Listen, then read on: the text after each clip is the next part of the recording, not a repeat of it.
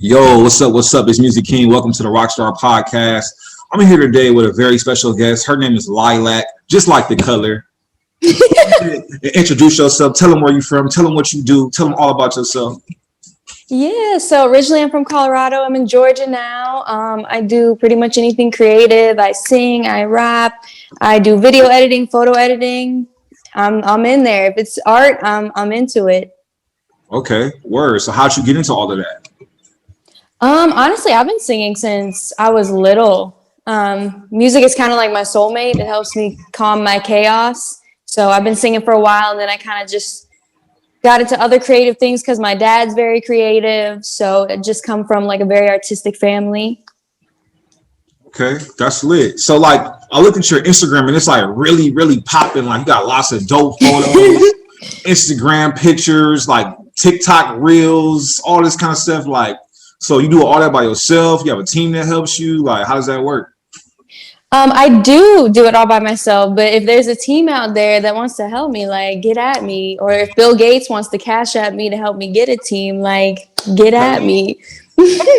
Okay, so like, what would you define yourself if you had to define yourself as something? Like, what type of artist are you? Are you a music artist? Are you like a video artist? Are you what are you?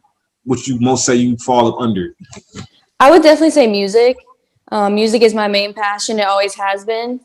So I'm trying to kind of figure out my way into it. I've only been doing it for about 8 months. So I'm still Okay. trying to like figure it out. Wow. Okay, you sound really good. Like your tracks are really cool. They sound good. Like Thank you. I listen to like your covers. I think it's like on Voicely or something, an app like that. Yes. So Mhm. yeah. And then I saw your. I was just watching your music video. I was like, okay, this is really like different. I liked it. Thank you. Because I edited both of those videos with like no music video editing experience. So I very much appreciate that. Where so did you like use the camera or did you just use this or like what did you do? So the music videos were actually filmed by videographers. I just edit them. And then everything else, I just use my phone. So you really get on the computer yourself and really like go edit? Hmm. Wow. So it's like different being a creator in the new millennium in 2021 now that we're in. So sometimes the creator might have to edit their own videos. They might have to like really get it popping for themselves to create a buzz. Yeah, exactly. Okay. So like this is my first time talking to you, meeting you like virtually through the whatever this is, the internet or whatever. You're really interesting, really hot. You got like dope pictures. You seem like you have like some kind of star quality about yourself. So it's like, where do you want to go in the future? I mean, my main focus was really to do music to help people. Obviously, if I pop off and I blow up, that would be dope. But my main focus is like, I genuinely would not be alive right now without music. I wouldn't be on this earth anymore. And I know how important it is. So I would like to get to a point where I have a big enough support base that I can just, create a safe space, start doing concerts and tours where people aren't allowed to bring their phones in just so they can vibe with me, so we can heal together, so we can like just be present and in the moment, because that's something I struggle with as well. With like being present in the moment or Yeah, like yeah. this And that's, oh, sorry, go ahead. like disconnected from social media, like disconnected from the phone, like what do you mean like that struggle? Yeah. Like expand more on that, please. I'm just an overthinker. And music, when I'm writing music, when I'm singing, it's like the one time I don't think. It's like the one time I'm able to just shut all my thoughts off and kind of just exist. And so that same piece is what I want to bring to other people, like don't worry about your job. Don't worry about what you got going on. Like just be here with me and let's just, be together. Okay. Word. So you don't care about the filming, you don't care about the TikToks, you don't care about the Instagram story, just receive the music, receive the energy, receive the vibes, and you're happy with giving them that. Yes. Yeah. Okay. So it's not really about the fame, it's about like the energy that the music provides by connecting with people for you. Yes, absolutely. Okay, that's a real mission because you talk to a lot of people. They're like, "Yo, I just want to get rich. I just want to buy a car. I want to buy my mama this and everything." They don't. I never heard someone with a goal like yours for music. Well, I want to heal people. I want to like make people feel better through my music. It's not about social media. To everybody else, it's all about followers. It's all about likes and all that kind of stuff. And I mean, I don't know if that's necessarily good or bad. Yeah, I mean, it would be cool to like cry in a Tesla instead of my old Honda, but I'm not going to trip about it if it doesn't happen. In terms of social media, truthfully speaking, I don't like it. I think it's very fabricated. I think too many people try to portray themselves as something they're not, and it's very toxic.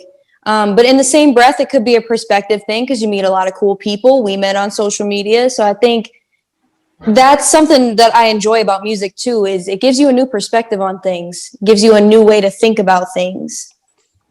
Right, right. So how would you say, like, say if you didn't have social media, right? Would you still do music? And how would you like get your music out there if it wasn't for social media? Like, how would you expand yourself? Like, could you see yourself doing the things you do right now without social media? At the same time, it's like the disadvantages of social media, the bad things about them, but then it's like, okay, you're connecting with people. So could you do music without social media, or would you do music without social media? And how would that make you feel? Yeah, so honestly, I feel like I'm only on social media for my music. I would do music regardless till the day I die, just because like it heals me. It's, I feel like most of my life, I'm swimming against the current. Like I'm trying too hard. I don't know how to relax, and music, it heals me. So I would still be doing that without social media. I don't know, because I've never done a show before because I have really bad anxiety. So social media is probably the best thing for me to do, honestly. Especially now with COVID, you can't really do anything without social media. So let's hope that like COVID ends on a good note or whatever, and we all get back to some type of normal or normalcy, and we can do shows again. Because I haven't done a show since like February of this year, and it's almost February again in 21, whatever, right? So let's say that happens. How would you feel about doing the show? Like, would you be nervous? Would you be like, how would that feel for you? Like, would you be able? Would you like to do a lot of shows or? So I have talked to like labels and industry people, and all of them were like, you need to do shows. So it is not something I would be super nervous. I would want to throw up. I'm not even going to lie, but I know that it's something I need to do. And I've also heard from people that are in the music industry that it's one of those things that you just got to do it. It's not going to get easier until you do it. There's no excuse. There's no special thing you can do to get over it. You just got to do it. So I would be down to do shows. Absolutely. It would just be nerve wracking for me.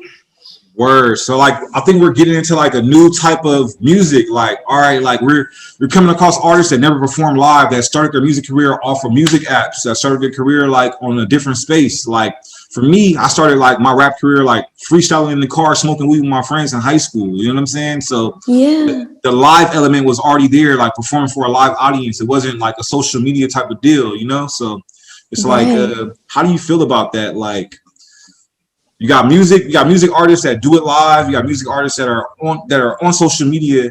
So it's like, what do you feel is like? Is it better? Is it better to be like a live artist? Is it better to be a social media artist? Like, what do you think about it? Like, I think even though I have really bad stage fright, it's better to be live. Because I think with social media, it oversaturates everything. I think everybody feels like, oh, I have a phone, so now I'm an artist. Now I'm a photographer. Now I'm a singer. Now I'm a rapper. Now I'm anything. And so there's so many people trying to get into the space that the ones who do shows, they make themselves stand out because not everybody can do shows. Not everybody can get out and do that. So I do think it's better to be a live artist. right. Not everybody can attract a fan base. Not everybody has the Right. balls, has the stomach to go perform live. Like when you go perform live, it's gonna be like, especially if you're a new artist and you're not performing at the Super Bowl or some shit, it's gonna be like some shit that goes down that you gotta be prepared for. Like the mic level might be, you know what I'm saying, a little bit too high or too low. You might have to tell the engineer or the DJ or whoever's coordinating your music to do this and do that. So it's like a lot of things that comes with performing live. Do you have a cordless mic or do you have a wired mic? You know what I'm saying? It's a big difference for a performer. Yeah. Like which one? Can you work with both? Can you work with a situation that's a changing scenario? What if the audience it was another performer that was really, really fucking dope and they just went crazy and cried with the performer or rage with this performer, then you come on and you got a different vibe. Like, how does that affect you as an artist? How do they receive your music differently? Or what if the last artist was trash and got booed off the stage and they like threw water bottles and shit at them? Then like, what do you do to like come in and you're the next artist up? Like, how do you change the tone? How do you get them on your vibe? You feel me? So I think like connecting with people live is a special talent. But I feel like, say if I was like a music industry A&R, I'd be like, would I want to sign an artist that's super dope, super hot online, like got YouTube views, they got Instagram, TikTok, all this type of metrics going, but never performed live. I'd be like, I don't know. Never, you know what I'm saying? Because it's like, Right. can you monetize it? You probably could, but then it's like, what if they got stage fright? What if they can't perform live? And it's like, can we actually enjoy a music artist? Can we be a fan of a music artist and we never go see them live ever? Yeah, I think you could. I just don't think you would get that same connection. I don't think people would be able to relate as much because there's just something different about a concert. Like there's something different about being there, seeing that person that you love so much, like right in front of you. Like you can't recreate that digitally. There's no way. So I do think it's really important. And that's kind of why I like to be everywhere. So that's why I want to do live. I want to be virtual. I do my editing. I do everything because I feel like a lot of people just show up and sing and they're like, all right, blow me up. No, you have to put the work in. You have to be ready to learn and do everything because I feel like you should. Word. So where does your like deep conceptualization of all this stuff come from? Because to be a new artist, you said you only been doing this 8 months. Like you got your look popping, your music popping. Like how do you have it so well put together so fast? There's a lot of people they all over the place say like I want to say almost like a hot mess or just here there, not where they're supposed to be going. Like how do you have it so well put together already? Wow. Well, thank you, first of all, for saying that, because sometimes I don't think I do, but I just study. I mean, I study the business side. I study the algorithm. I study, what works and what doesn't. And I think a lot of the times people can tell if things are forced. So obviously you want to be marketable, but you also want to be yourself because people can tell if you're just like another Instagram baddie that's doing the same thing as everybody else. Like you have to figure out a way to stand out without losing yourself. So that's what I'm working on. I feel like I still have a long way to go, but I have a lot of people I look up to and try to emulate in my own way, if that makes sense. Who are those people? Like who do you look up to? Who are your inspirations artistically, musically? Like, who inspires you? So musically, I'm all over the place. My favorite band is the Beatles. Second is Queen, Ariana Grande, Kendrick Lamar. Like I'm literally all over the place. In terms of Instagram, there's a profile called XX Lex, and he gives me like the biggest inspo because his edits go crazy. He's a super nice guy. He's really talented. So he's probably my biggest Instagram inspo. And then Zoe Jones, she's my TikTok and Instagram inspiration. Like just people who are very different, but they do it so well and so clean. Like I just have so much respect for them. Interesting. Like a lot of those people you name, I never even heard of them. So that just tells us like where the space is going. I like to think I'm an informed person in the music and the art and entertainment, but now the space is so big with all these different social media apps that it could be somebody that's literally has millions of followers, millions of fans that's streaming, that's getting a lot of money, and I never heard of them. Somebody else never heard of them, and I think that's actually cool though. Like opens up the whole world to choose to what type of music they want to put in. It's not just like programming, like, all right, like 20 years ago, you just have to listen to the radio and that's what you were fed or what comes on TV. Now, a lot of people, we don't even have TV. We don't have cable. We're just strictly online. So it's like a whole other world. And they say since COVID-19, it's not even been a full year since COVID-19, but they say like technologically wise, like we've expanded 4 years and like basically this 1 year, like the way the technology has just jumped and went to the future. So that's cool. You feel me? So I think that's excellent, really. Well, What about like you. fashion wise? Like you dress really cool in your Instagram pictures. Like where do you get your like fashion sense from or your style from? Do you have a stylist? Like where do you get your outfits from? Where do you shop at? I mainly shop online, so like Diva Mode. I shop at Fashion Nova. I don't have a stylist. I do all my own hair, makeup, everything. I do all my own shoots. I do all my own editing. In terms of my style, that's kind of hard. I feel like I have a really unique style. I don't have friends that dress like me. I don't feel like I know people that dress like me. So it's kind of just me going online and just picking up random shit. Honestly, like I just shop too much. That's pretty much it. Can you ever shop too much though? Like No, I'm right. gonna I go with think no. shopping's a good addiction, right? Yeah, I agree. So like as far as online shopping, do you just tend to like mainly like shop at Fashion Nova or bigger online retailers, or are you like open to shopping with like more independent online retailers, like people that aren't like a big conglomerate or a big company, like maybe they run their own Instagram or their own shop or whatever? Like, what's your shopping preference? I actually prefer the smaller companies. So Diva Mode Couture is somebody that I've started working with recently, and they're pretty small. I like the smaller companies. I think Fashion Nova is kind of one of those companies where it's more so I'm just going to buy from them in a pinch. Like if I have a photo shoot and I just really need something, I'll go to them. But I try to keep it to the smaller businesses. Or so like how does sizing work when you're shopping online? Like the size do you when you shop at different retailers, is it usually always that same size or does it vary? Like how does that work as like a online shopper, online retailer, and an artist that's shopping for things that like you might need a photo shoot for or a music video, like things that are gonna like actually have something to do with your career when you're shopping? Like how does that work with sizes? Everything is usually a medium for me. I don't buy pants online because I'm like, I have really long legs, so that doesn't work out. But everything else is usually like, it's pretty standard across the board. One thing I will say is with a lot of reviews, it'll say in the review, so people will be like, hey, this is not true to size. You need to go up or down. So I always read the reviews before I buy anything. Word. Okay. Okay. So you say you kind of like got long legs. How tall are you though? I'm 5'5", but everybody thinks I'm like mad tall. I'm like, I mean, I guess. You look like a model, like you look like that Tyra Banks type of frame or something, like Naomi Campbell type of build, but with your own face and skin color, like you got that like diva type of vibe. You feel me? Like, Oh my gosh, thank you. so maybe like the internet is just crazy how we perceive people. Yeah, I've had people DM me like, "Oh, I saw you in person today. Like, you're way taller than I thought." I'm like, I'm really not that tall. I don't feel like. Damn, that's kind of weird. Like they say they saw you in person, but do they actually come speak like, "Hey, what's up?" Like, or they just send a DM or something? They just send me a DM. They don't come up to me in person. I mean, I've had a few people like, "Oh, I think I follow you on Instagram," but for the most part, people will DM me like, "Oh, I saw you at the store." I'm like, "Why didn't you say something? Like, come say hi to Or me." would that feel weird in this space that we're in for somebody to say, "Hey, I think I know you from online, or I follow you online. Hi, can I like take a selfie, or can I get a video with you, or I just want to say hi?" Or would you prefer just people to stay away? Like, how do you feel about that whole space as for where you're in currently? Like, what are your thoughts on that? I think that would be so cool. If people came up to me, I would love that. Like, I would never turn somebody away unless I'm like out to eat, but in the current climate, I wouldn't be. So people could come up to me. I would be like, yeah, let's take a picture. Like, that's so cool.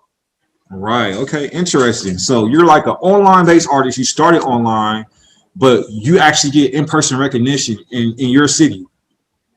Yeah, actually. So I had somebody that painted me and I went to the art gallery and a ton of people recognized me there. I was like, whoa, this is kind of wild because I still feel like I'm so small.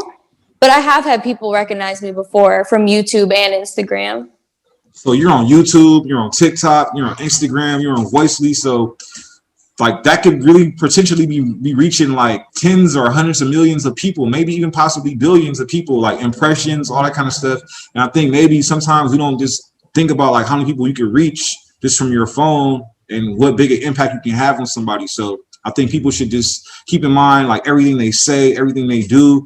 It can really like, you said you're trying to make music that heals, that has a good energy. So everything you post, everything you tweet, everything you TikTok, all that stuff has like an effect on everything, I guess, and people's perception of you as an artist, as a social media influencer. I don't know if you call yourself an influencer, but I guess essentially anybody that has a lot of followers that does anything online is an influencer in some form, right? So Yeah. right. Yeah, and I've been told by like one of the best things I've been told by an industry person is be everywhere. Like you have to be absolutely everywhere so that, it's kind of like people are forced to acknowledge you to some extent because you're in their face all the time. Obviously, don't be like annoying with it, but that was some of the best advice I think I've gotten. Word. So I think earlier in our conversation, you mentioned like a team and that you're like currently pretty much working mostly by yourself. So what if like a music label or something like that approached you? Would you be open to like a partnership or signing a record deal? Or do you prefer staying independent? You want to build your own team? Like, what are your thoughts and feelings on that? So I would prefer to be independent, but if the deal was like not a 360 deal or something that's kind of trash, I would definitely sign. Labels are a little bit scared of me for whatever reason because one, my dad doesn't play with labels. Like he has lawyers on deck, so he's not like labels can't pull the wool over my eyes, and they know that. So a lot of labels don't even deal with me because they know I'm not just going to say yes to whatever.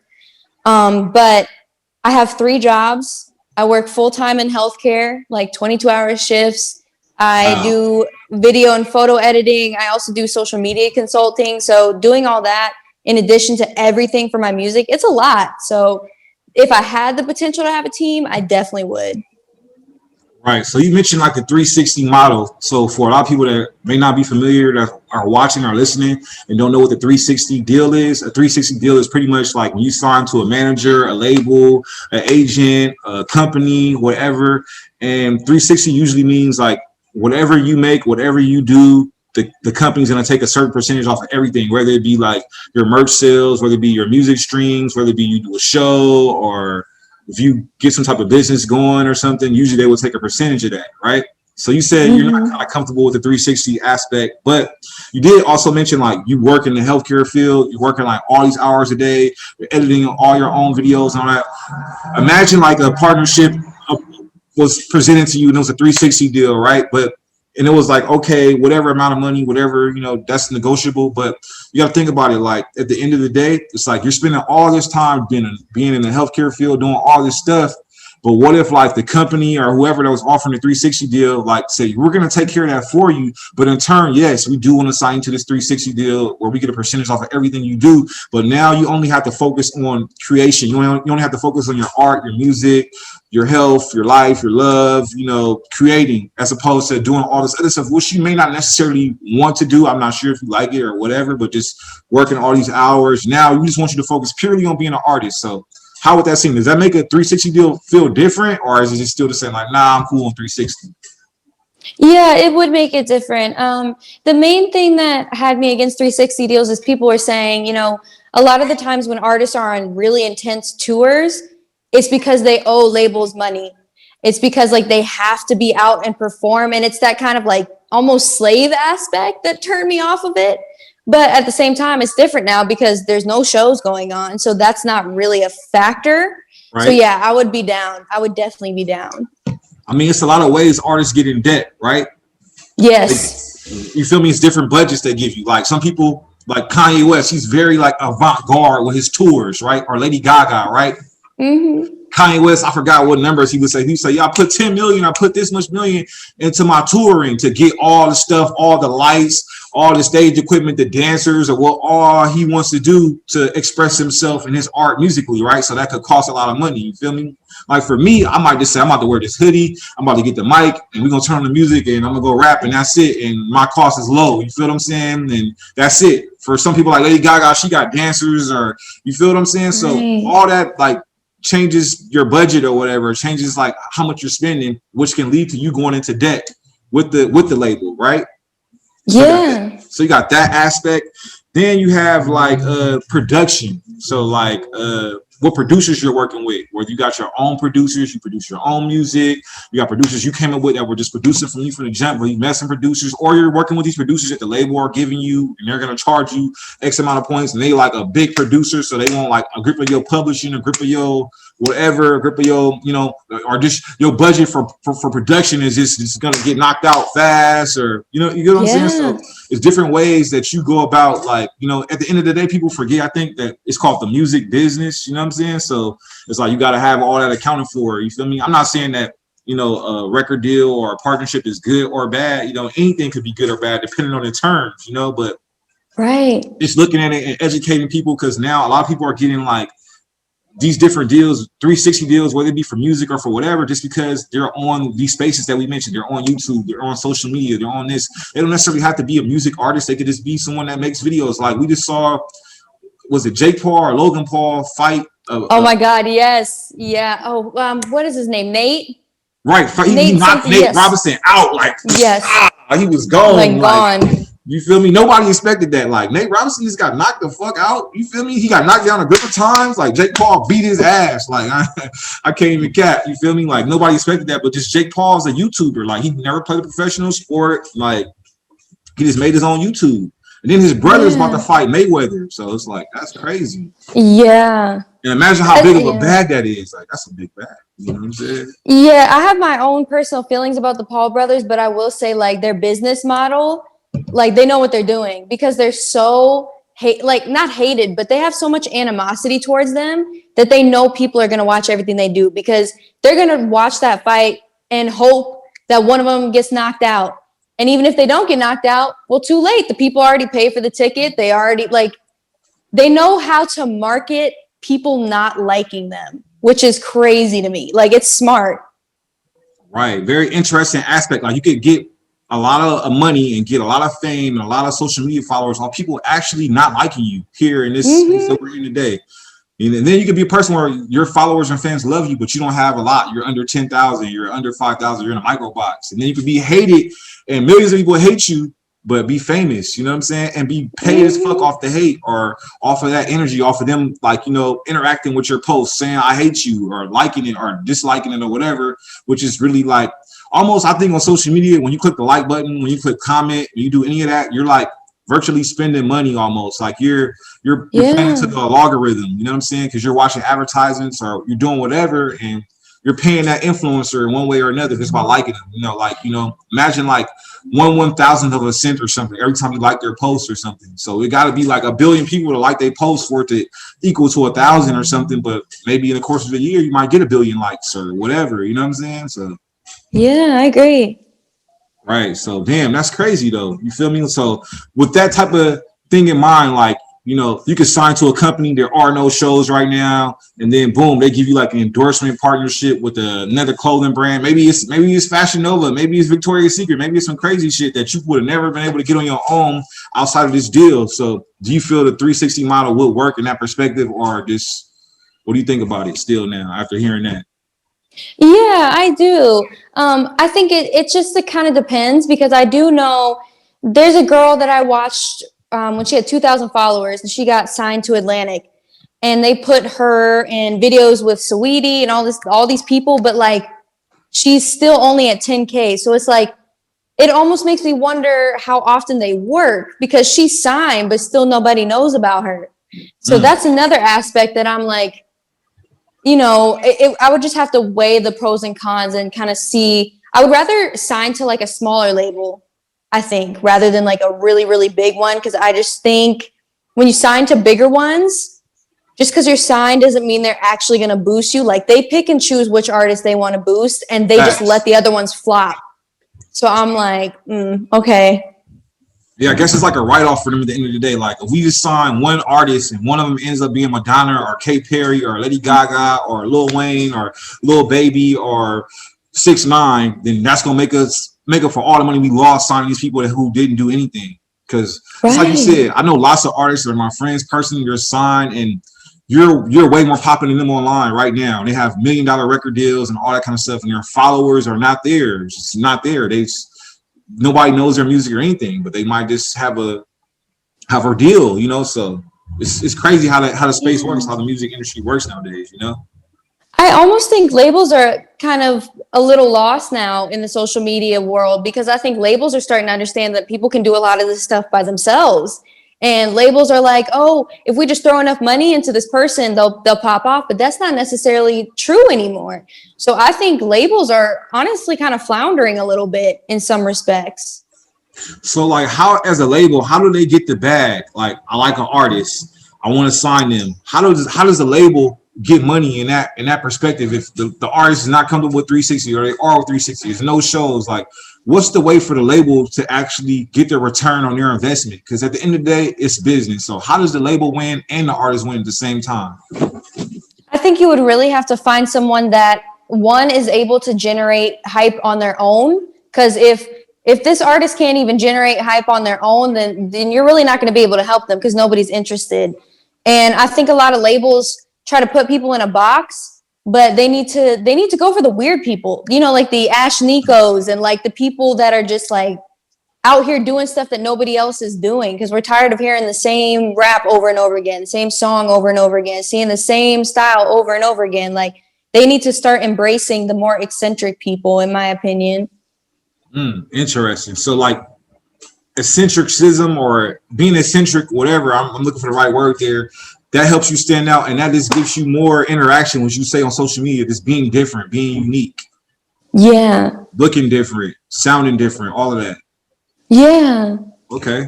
So you feel if the labels invested more in people that were just out of the box, not sounding cookie cutter, not looking the same, not wearing the same Balenciagas, the same everything else as everybody else, they could in turn get more profits by having a more original artist with a more original sound, but in turn that might take more risk because it's something new. Yes, I think that's the part, is they need to take more risks. And, could they lose out on it? Yeah, but I don't think any of them are hurting for money bad enough to where like it would really be detrimental. Word. So maybe what you're saying is like labels need better like A&R teams and like discovery, like not just looking for the person that's big on social media, but looking for somebody that would be actually a great artist that's marketable in a unique way or something, maybe. Yeah, they need to like look for more of the whole package, because I'm gonna be like completely honest, like it's a lot of talented people out there. There's a lot of people who can sing, there's a lot of people who can rap, but not everybody's ready to be a full artist. Just because you can sing, just because you can rap, doesn't mean that you're marketable. You need somebody who is unique enough that they're the full package. Right. And then you got to have the drive and just more than talent, the want, the will, because you're going to have to go to the studio. You're going to have to go record. You might have to do shows every day for a month with no breaks. You might have to do your rehearsals. You may not see your friends, your family, your loved ones, whoever for a while. You might have to really be on the grind, and it may not be all you thought it was. It was just like how easy it seemed before. Like, it does take some work to be a successful artist. Like, best believe all the most successful artists are probably like working their ass off to be successful, like if they're doing, especially if they're touring artists, if they're doing a lot of shows, like that takes some type of energy. And if you do have a bad show, if you don't deliver your performance the best because of social media, because of people having phones and all this kind of stuff, then people are going to record it like, yo, so-and-so sucks. I bought my ticket and they suck ass. I feel ripped off. And then you're going to have negative press, negative publicity, all that kind of stuff. So it all takes word. So with you being such an artist, like this, it seems like you're immersed in your art, like you're really focused on like creating, like you say, healing people through your music. Like, what do you do outside of like music and work? You know what I mean? Like, what else do you do? I don't do anything, to be honest. I am always working 24/7, to the point where like anybody who knows me, like I get daily texts from my friends and my family that are like, did you relax today? Did you actually like I don't even sleep, just because I'm like, I got work to do. I'm very like on kind of person. Word. Okay. So you don't have a boyfriend, girlfriend, none of that? Just focus on the goals, focus on creating. That's really great. I don't think a lot of people have that like tunnel vision just to go for what they want. A lot of people get sidetracked or whatever, and I think that just separates the real from the fake. That separates who was meant to do it and who wants to do it. Separates like the people that you're just really a fan playing in this space from the people that are serious about it. Yes, exactly. I agree. Because as you said earlier, anybody can pick up a phone and they could just be like, oh, yeah, I'm going to record myself. I'm going to sing. I'm going to make a freestyle, whatever. But, like, it's probably going to take consistency. It's probably going to take a lot of things, just for you to pop off. You feel me? It's probably going to take a lot of money investment on your part as the artist to invest in yourself, because no one's going to believe in you. No one's going to invest in you unless you're invested in yourself. Right.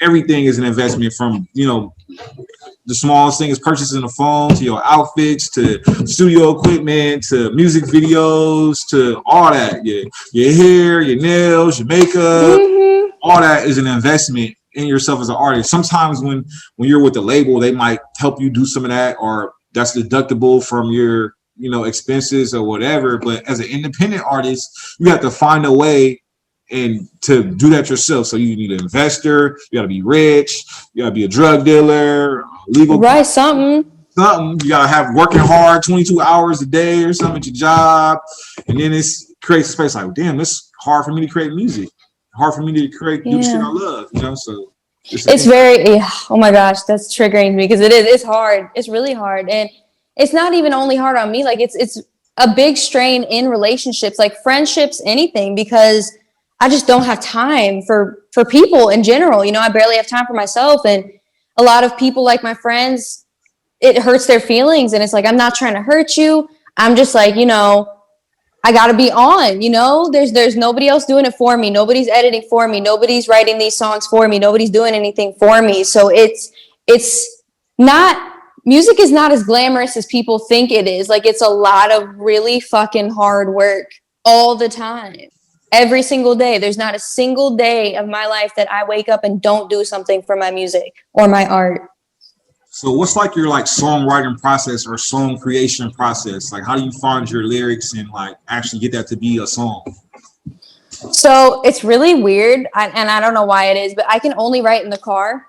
Every Okay. single song that I've ever written, I've been cruising. I don't know why, but I'll just like go out at night and I'll look up beats and I'll just put it on shuffle until I find a beat I like, and I can just write like right then and there. I don't write it on paper. I've never written words on paper. I just like freestyle, and that's how all my songs kind of come out.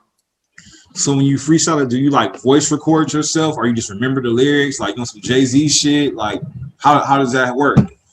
I just remember. I don't record anything. I just remember everything that I do. Okay, and this is like your raps and your singing? Because I see that you do both from listening to your music and watching. Like you're a lyricist and you're like a vocalist at the same time. Yeah, so anything I write, raps, anything, I never write it down, I never record it. I just like let it go off the top and I just remember it. Okay, wow. So like how do you find the producers you work with? I haven't found any actually. So for beats, I get them all off YouTube. I'm trying to figure out my own, like how to make beats, but it's really hard. And then studios, I don't have any. So that's definitely something I'm trying to figure out. But a lot of people have started to come to me. So that's a blessing. It's also something you have to be wary of because you have to be concerned with you have to be concerned with who's parasitic and Hmm. who wants to leech off of you and who wants to actually help you, because the people who actually want to help you are few and far between. That's real. Like it's a lot of parasites in the music industry that just want to leech off you, leech off your energy. They want to steal your vibe. They want to like steal your swag. They want to steal your lyrics. They want to just steal your look and duplicate it, sell it to somebody else. So you kind of gotta have discernment on what to do and what not to do. So like, how do you record? Like you record at home? Do you record on your computer? You record on your phone? Like how do you actually record your music? So I actually had been recording before I released for like a year. So I have like 10 songs that I just never released. And so for now, that was in a studio, but I'm starting to run out. I only have 3 left, which will be on the EP in February. So now I'm like trying to find another studio because I don't have the equipment to record myself. But yeah, I want to make sure what I do is quality. And I don't know how to do that yet. So I definitely try to turn to professionals for that. Where I would like say that that's really key right there. Like a lot of people say, like, "Yo, I need to make beats. I need beats. I need this and that."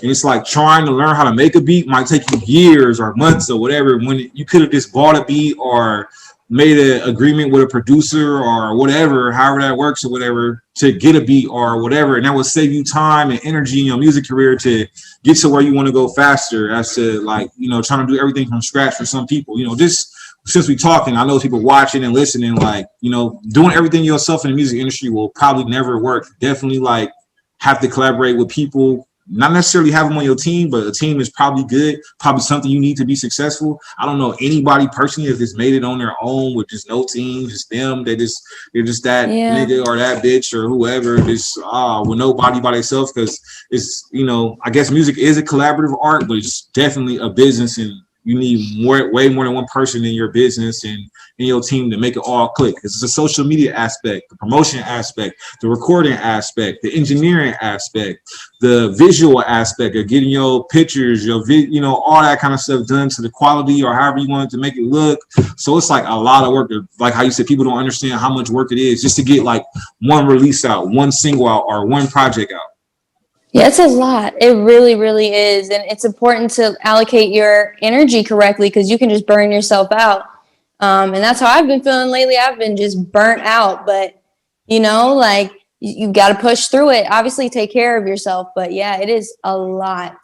So like, how do you find that balance between, okay, I gotta work, I gotta get money, I gotta record? Like, how do you find it? Because you look like you're doing it pretty well. You feel me? From the outside looking in, like you look like you're doing it very well. Maybe that's true, maybe it's not true. I don't know. But from the outside, it looks like, man, you got it going on. You feel me? You looking good. Your music sounding fire. Your pictures just popping. So like, how do you maintain it? How do you do it all? Like, how do you do it so well? Like that? To be honest, I'm like kind of a functioning train wreck. Like I'm very anxious all the time. I never relax. Like I'm about to take a vacation in a month, which is the first vacation I've ever taken ever.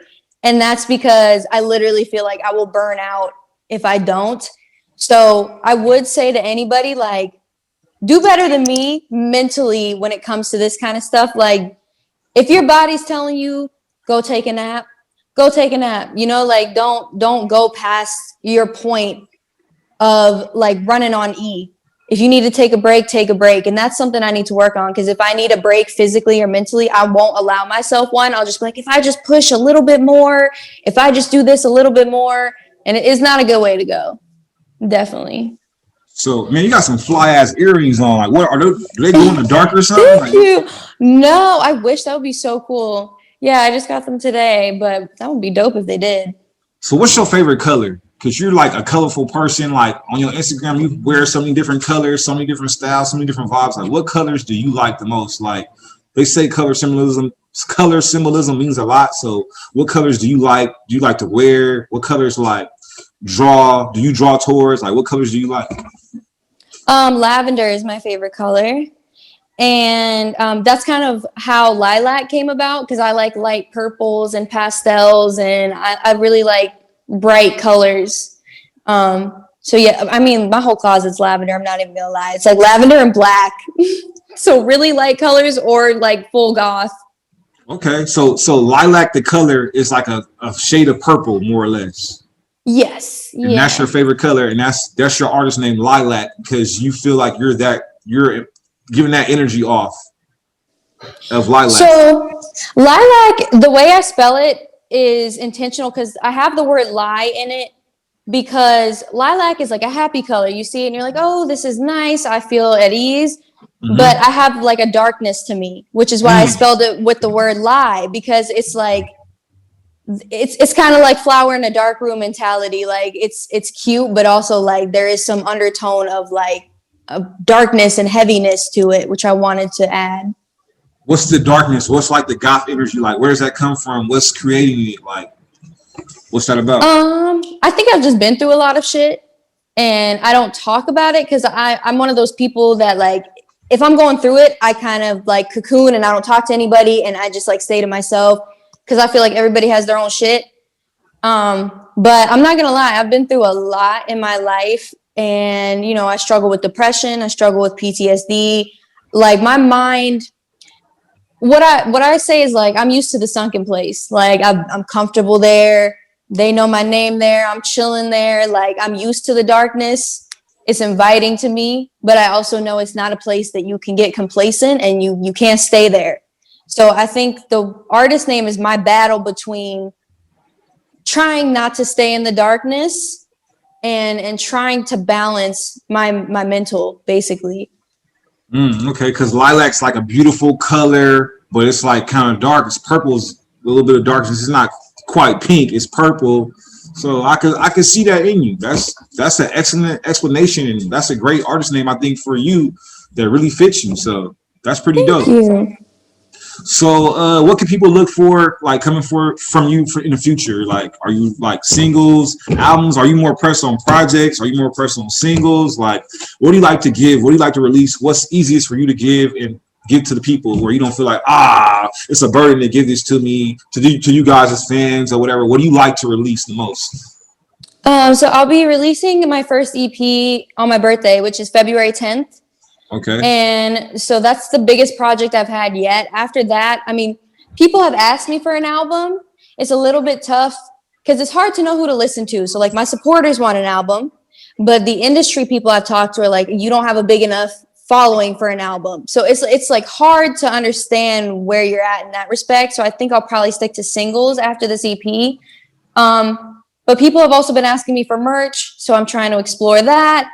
I'm trying to explore tangible things, like maybe even making a record that I could sell so people could have like a part of the experience, or, you know, things like that as So well. would that be like a vinyl record, a CD, a tape? Like what type of record would you say? I'd probably do vinyl just because I think they're really cool. But Okay. I think that's something that like streaming took away from artists. Like artists used to go print their tapes out like in the 80s, 90s or whatever and go sell them.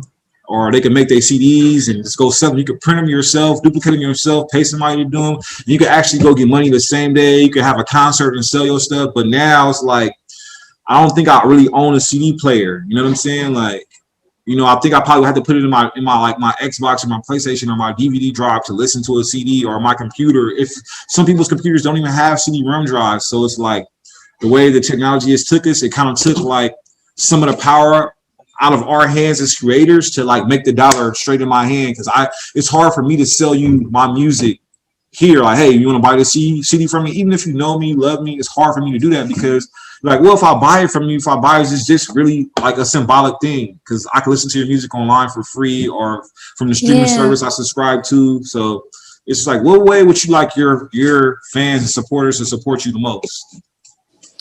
I mean, I think merch would be cool. If I'm like started making journals, that would be cool. Something that I've always wanted to do as well is, like, you know, the little lyric books they used to have in CDs. Okay, word. I used to, well, what I would like to do is make one in Braille. And then I Wow. would also like to make another one for people, like one that's really visually stunning for people who are deaf. Because, like, I feel like as an artist, I want to try to touch as many people as I can. So I don't want you to feel like you have to be able to, how do I phrase this? Like, I want to be able to reach everybody. I don't care if you can't hear, you can't see, you can't be this, you can't be that. I want to be able to reach as many people as I possibly can, because I feel like there's a lot of groups that go ignored, and like they like art too, they like music too, but nobody cares about them enough. Okay, that's really like I never even heard something like that before. Like make a record thing in Braille. That's deep. Like that's really like giving people a third dimension because you know when you see people performing, they have the little translators and all that kind of stuff. But in Braille, that's deep on a whole nother level. You really think different. I like the way you do everything. It's like kind of on your own type of terms. Like it seems like you do everything like really organically. Like you're not like a cookie cutter artist for sure. Like you're your own original artist. So I really appreciate that about you, and I hope you continue to do that. And I hope you continue to feed the people your energy, because basically that's what music is energy, you know. So yeah, great interview. I guess we'll wrap it up here and let people know like how they can find you on the internet, or what's the best place for them to tap in to you. Because some people say, whoa, go to Spotify, go here. But for me, my preference may not be that. Like I might want you to tap in with me some other ways. So what ways would you prefer people that are interested in you and looking at you, seeing you, hearing you, what ways would you prefer them to tap in and, like, you know, get into your energy? I would say the best way is my Instagram, which is I am Lie Lac, and that's just because I have a link in my bio that will take you to everything. It'll take you to my YouTube, my TikTok, my Facebook. So basically, Instagram is how you can get involved with me everywhere that I am, and I put the most energy into Instagram as well. Okay, for sure. All right, so this is Lie Lac. This is the Rokkstar podcast. We signing out. Make sure you go find her on Instagram and everywhere else. Look at her videos. Look at her TikToks. It's all amazing. Trust me, I vouch for it. Until then, we'll see you guys later. Rokkstar, we out.